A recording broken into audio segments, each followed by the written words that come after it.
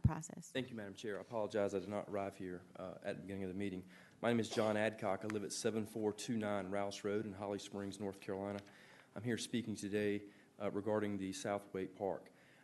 There's interesting comparisons to be made when you evaluate the process that was used in approving the park and the process that was used in deciding to terminate the park, basically.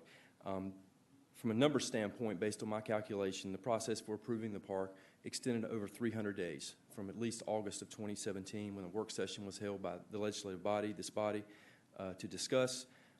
During that time period, over the 300-plus days, there was investigation, there was public input, there was negotiation, there were 11 conditions put upon the approval to purchase the park.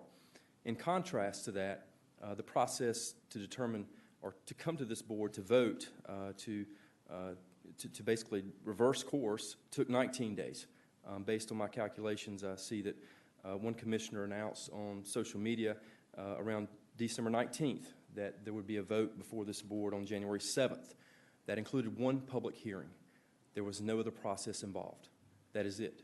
You have a 300-plus day process that was complete with public involvement. That is good governance. A 19-day process to reverse course on a commitment this county made is a travesty on government.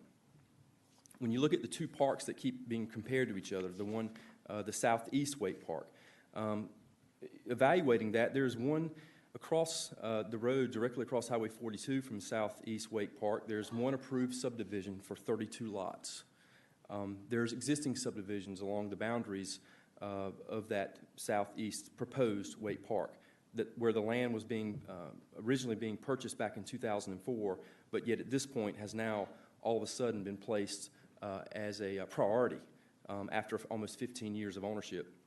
The land use plan for the town of Fuquay-Varina and the county in that area calls for low-density housing compared to the South Wake Park, the Crooked Creek property.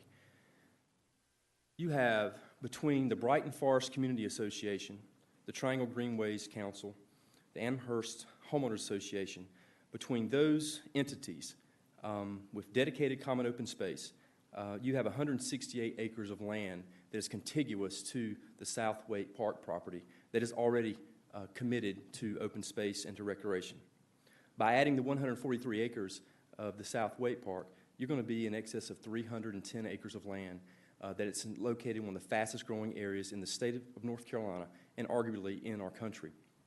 So it's time to do the right thing and reverse course on this again.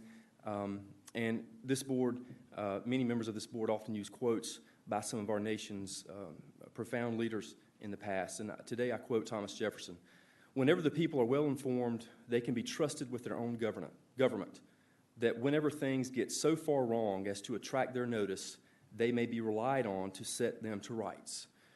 The public is taking notice. Thank you for your comments. Thank you.